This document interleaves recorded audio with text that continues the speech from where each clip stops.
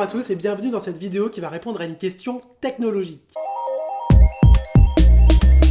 Mon nom c'est Pierre Alain et je fais des vidéos divertissantes et éducatives. Je publie une nouvelle vidéo chaque samedi dans laquelle j'essaie de répondre à une question. N'hésitez surtout pas à me dire ce que vous pensez de mes vidéos dans les commentaires et à vous abonner si vous voulez avoir cette opportunité de réfléchir avec moi chaque semaine à un nouveau sujet. Bon allez, c'est parti!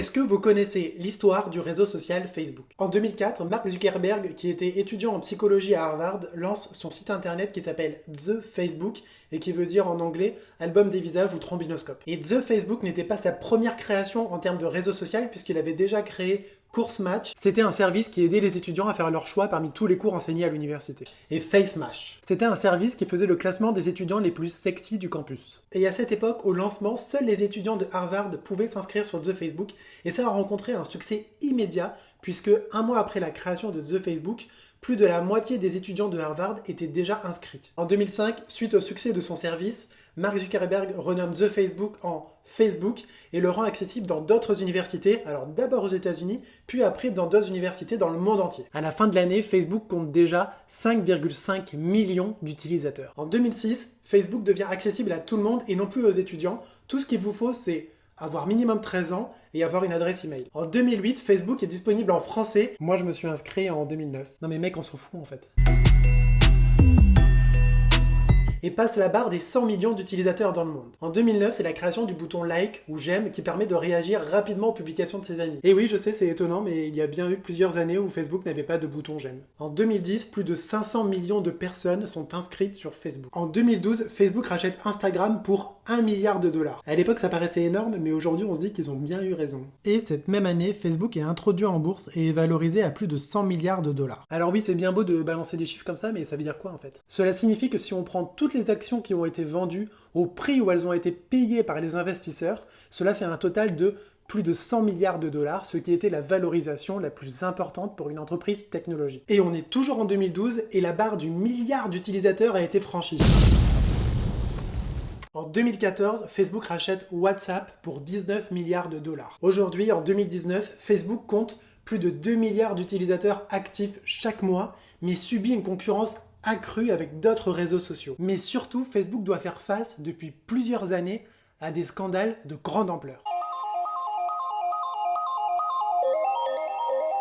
Et c'est quoi les principaux challenges alors? Le modèle économique de Facebook, cela consiste à proposer gratuitement aux utilisateurs un service et ces utilisateurs vont nourrir ce service avec des photos, des publications, des commentaires et ils vont renseigner un profil avec plusieurs indications comme par exemple l'âge, le sexe et les centres d'intérêt. Et toutes ces informations, cela permet à Facebook de vendre des espaces publicitaires à des annonceurs qui ont là le moyen de cibler de façon très précise les types d'audience qu'ils souhaitent toucher. Quand vous êtes inscrit sur Facebook, vous devez être conscient que tout ce que vous publiez peut être utilisé à des fins publicitaires. En 2011, la Federal Trade Commission a reproché à Facebook de faire croire à ses utilisateurs que leurs données sont privées alors qu'elles sont partagées avec les annonceurs. Et Mark Zuckerberg lui-même reconnaît à cette époque que la société Facebook a fait des erreurs en termes de respect de vie privée. Et quelques années plus tard, on va se rendre compte que nos données peuvent être utilisées de façon encore plus vicieuse sans notre permission. En 2018, une enquête menée conjointement entre le Guardian et le New York Times révèle le scandale Cambridge Analytica. Et en quelques secondes, c'est quoi cette affaire Cambridge Analytica dont tout le monde a entendu parler? Eh bien, en 2013, vous pouviez passer un test de personnalité sur Facebook via l'application qui s'appelait This is your digital life. Sauf que bien sûr, pour pouvoir passer ce test, vous deviez accepter de donner toutes les informations de votre profil à la société qui gérait cette application et qui s'appelait Cambridge Analytica. Et en réalité, lorsque vous donniez cette permission, c'est tout votre profil, mais également le profil de tous vos amis qui étaient aspirés par la société privée Cambridge Analytica. Et avec 300 000 utilisations, il a été estimé qu'entre 50 millions et 87 millions de profils Facebook ont été aspirés comme ça. Alors déjà, niveau respect de la vie privée, c'est moyen. Mais ce qui a fait le plus polémique, c'est l'utilisation qui a été faite de ces données privées. Car Cambridge Analytica, c'est en fait une entreprise de communication marketing et elle a offert ses services aux candidats aux élections démocratiques et notamment à Donald Trump lors de la dernière campagne présidentielle américaine. En fait, Cambridge Analytica, grâce à toutes les informations que la société a obtenues, a fait différentes corrélations et a permis d'identifier vraiment toutes les cibles, toute l'audience qui pouvait facilement être convaincue. Cette affaire, c'est donc une affaire de vol de données privées à des fins de manipulation politique. Et c'est évidemment un énorme scandale. Et parlons maintenant des fake news. Vu l'ampleur qu'a pris Facebook avec plus de 2 milliards d'utilisateurs actifs chaque mois, il pullule maintenant de nombreux groupes Facebook dans lesquels sont relayées des fausses informations et des rumeurs diverses. Et c'est d'une efficacité redoutable. Quand vous voyez sur Facebook un ami qui partage un article, qui partage une information, eh bien vous avez tendance à lui faire confiance parce que c'est votre ami qui fait partie de votre cercle plus ou moins intime.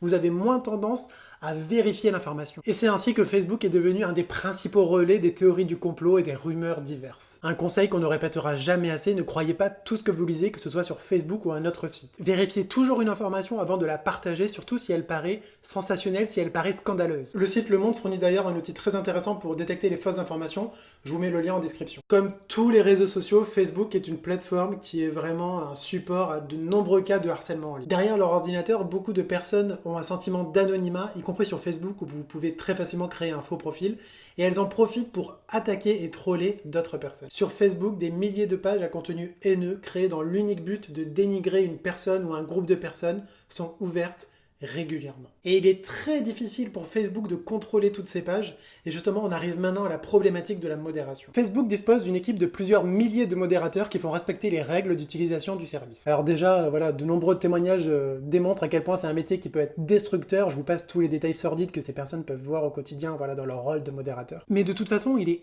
impossible de vérifier chaque page, chaque publication sur Facebook, c'est tout à fait infaisable. Pour faire cela, l'équipe de modération, elle devrait être gigantesque, à tel point que les revenus de Facebook, ils serviraient exclusivement à payer les revenus de ces personnes-là, et Facebook ne serait certainement financièrement plus viable. Et donc toute la modération, elle est basée sur des algorithmes et les signalements manuels des utilisateurs. Et de toute façon, en utilisant Facebook, vous prenez toujours le risque d'être confronté à des mauvaises informations et à voir des publications douteuses. Et maintenant qu'on sait tout ça, et si on essayait de répondre à la question initiale ?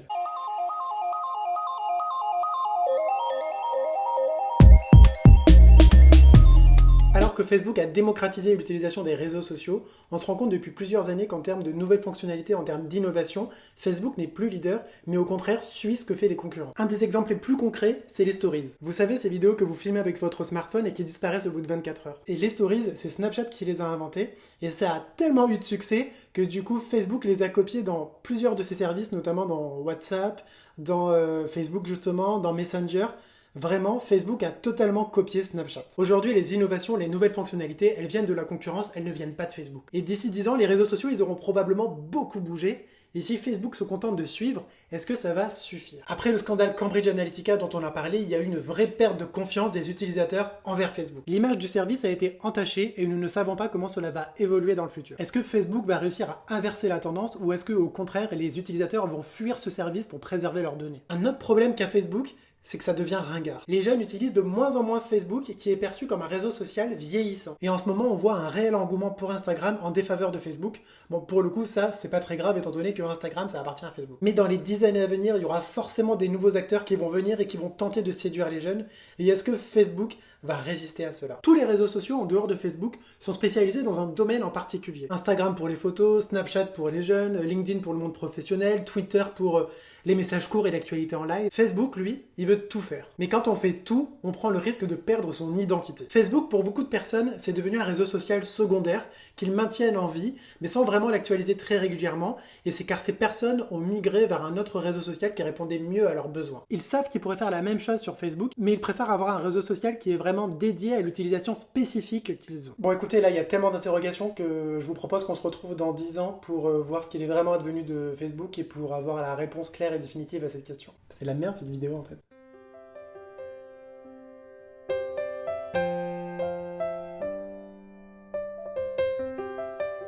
Ce qui est certain, c'est que si Facebook existe encore dans 10 ans, il aura subi de profondes modifications, comme il en a déjà subi depuis son lancement en 2004. Et si le réseau Facebook a disparu, peut-être que l'entreprise Facebook aura su créer un autre service qui aura remplacé Facebook et qui sera devenu très populaire. Ou peut-être que l'entreprise Facebook aura totalement disparu, incapable de se réinventer et incapable de proposer des nouveaux services qui pourront répondre à l'ère du temps. Voilà, j'espère que cette vidéo technologique sur Facebook vous a plu. Et comme promis, je vous dévoile la question de la semaine prochaine.